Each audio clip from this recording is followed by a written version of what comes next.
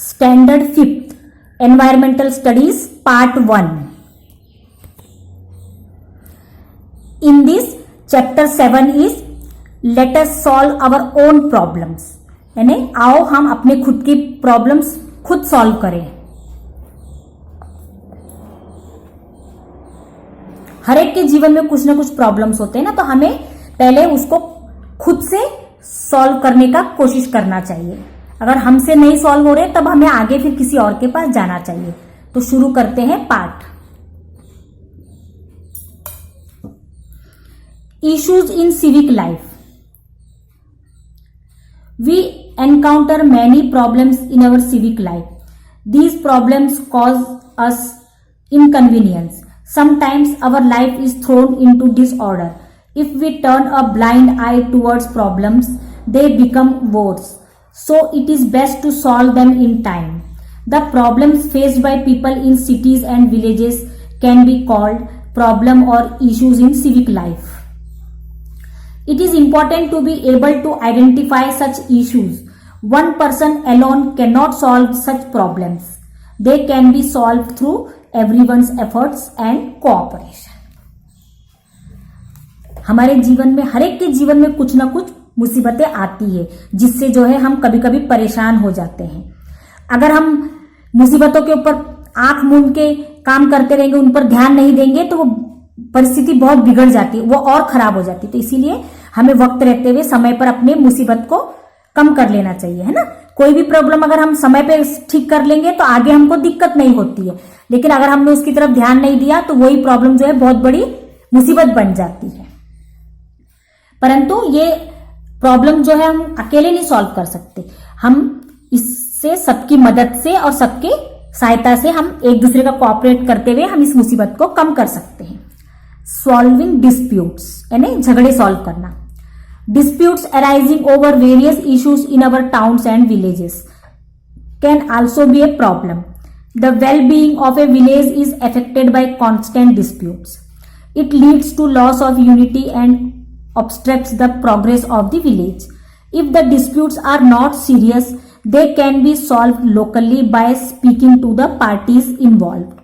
However, if the dispute is not solved in this way, it has to be taken to the appropriate bodies or the courts. तो कभी कभी गांव में और शहरों में जो है झगड़े होते हैं, है ना, होते हैं ना, गांव के बीच में, दो गांवों के बीच में.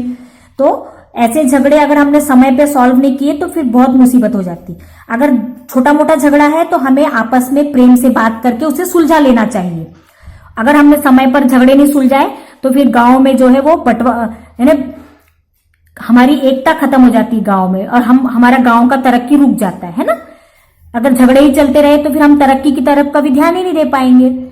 और अगर झगड़ा बड़ा है, हमसे सॉल्व नहीं हो रहा है, तो फिर हमें कोर्ट में जाके इसका सलाह मशवरा करना चाहिए.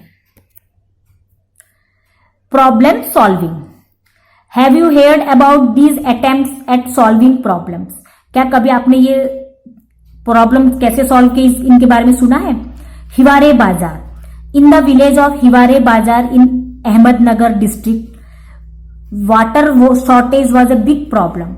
This problem was solved with the help and participation of the villagers. The problem of animal feed was also solved. Now Hiware Bazar has lush green surroundings.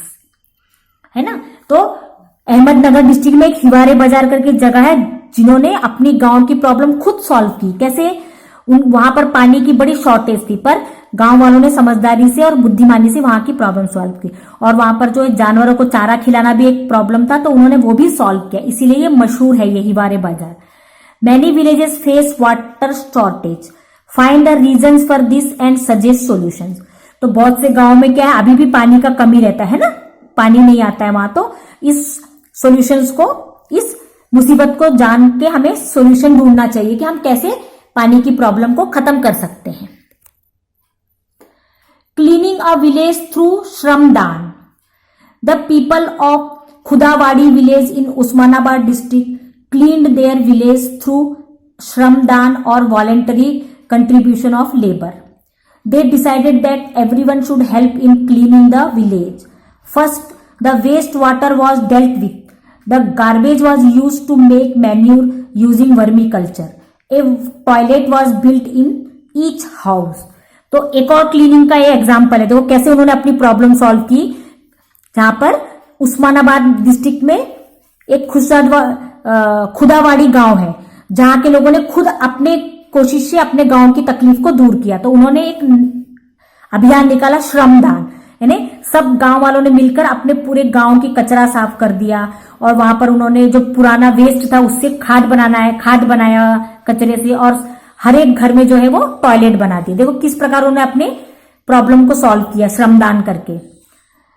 Sant Gadge Baba used kirtans to stress the importance of keeping the village clean. He told the people that we cannot make progress without cleanliness, education and self-reliance. He showed people how to clean the village through his own actions. संत गाडगे बाबा ने अपने कीर्तन द्वारा गा के लोगों को समझाया कि साफ सुथरा क्लीन का क्या मतलब है ना, साफ सफाई कितनी महत्व है हमारे जीवन में। तो ये अपने कीर्तन द्वारा वो उनको बताते थे। उन्होंने लोगों को समझाया कि अगर हमारे गांव में साफ सफाई नहीं रहेगी तो हम कभी तरक्की नहीं कर पाएंगे और उसको हमें खुद जानना होगा। Rashtra Sant Tukdoji Maharaj explain the importance of cleanliness through his Gram Gita.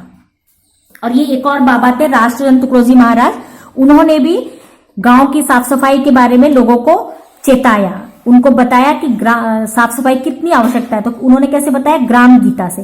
तो मिलोनी करावी ग्राम सफाई, नाली मोरी ठाई ठाई, हंसते पर हंसते साफ सरवही, चहु कड़े मार्ग, यानी किस प्रकार गांव को हम साफ करके तरक्की पा सकते हैं, है ना।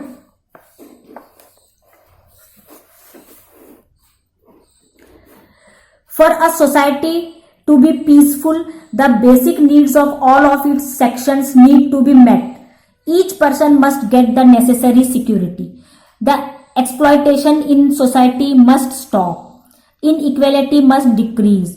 Everyone must have the right to participate in public life. By learning the importance of peace and by using peaceful methods, we can create a peaceful environment in our family, school and community. तो किसी भी society के लिए जो है वो peaceful बहुत जरूरी है ना। बेसिक नीड्स जो है वो सबसे पहले शांति। अगर हम शांति नहीं रखेंगे, लड़ाई झगड़े करते रहेंगे तो कभी हम एक दूसरे को समझ नहीं पाएंगे और ना ही अपने गांव की या देश की तरक्की हो पाएगी। तो यहाँ पर वही समझाया है कि सबसे पहला मेन इंपॉर्टेंट है तो हमें शांति बनाए रखना है ना। और सोसाइटी में लड़ाई झगड़े नहीं करने हैं, इनइक्वालिटी कम करना है, यानी भेदभाव कम करना है। फिर अगर हम शांति के महत्व को समझ जाएंगे तो हम किसी भी कार्य को आसानी से कर सकते हैं। हमारे फैमिली में हो, चाहे स्कूल में हो, चाहे हमारे कम्युनिटी में हो, हम कहीं भी कोई भी झगड़े को शांति से सुलझा सकते हैं। Always remember, if there is peace in the family, school and society, everyone will benefit. Peace contributes significantly to progress. It creates scope for advances in various fields like business, industry, education, art, literature, entertainment, science and technology. In this way, peace becomes a social value rather than a personal need.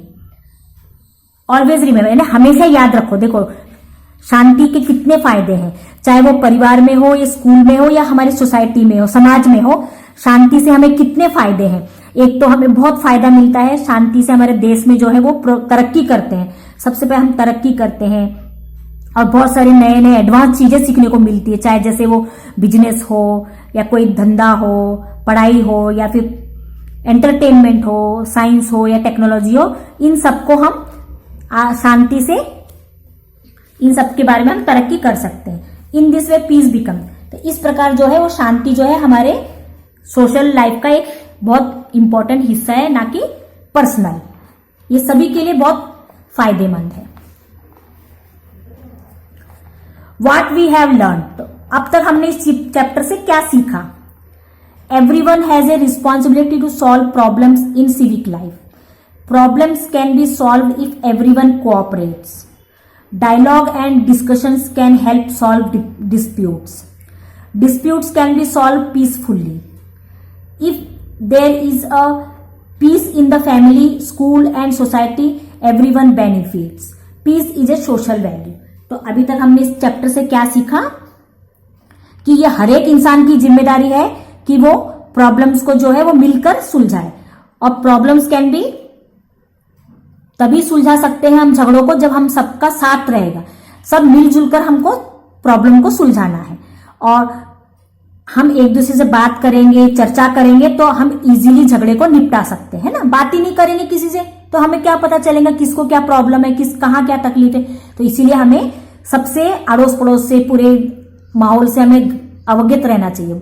बातचीत से हम अपने झगड़ों को समाप्त कर सकते, और कभी भी झगड़ों को जो है वो शांतिपूर्ण तरीके से सुलझाना चाहिए। अगर और झगड़ेंगे तो झगड़ा बढ़ता है, झगड़े को शांति से सुलझाना है। चाहे वो फैमिली हो, स्कूल हो या सोसाइटी हो, तो शांति जो है वो सबके फायदे के लिए होता है।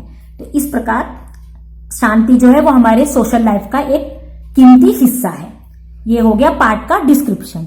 अब आगे इसके लिंक पर आप क्लिक करोगे तो आपको इस पार्ट के प्रश्न उत्तर और एक्सरसाइज मिलेंगे।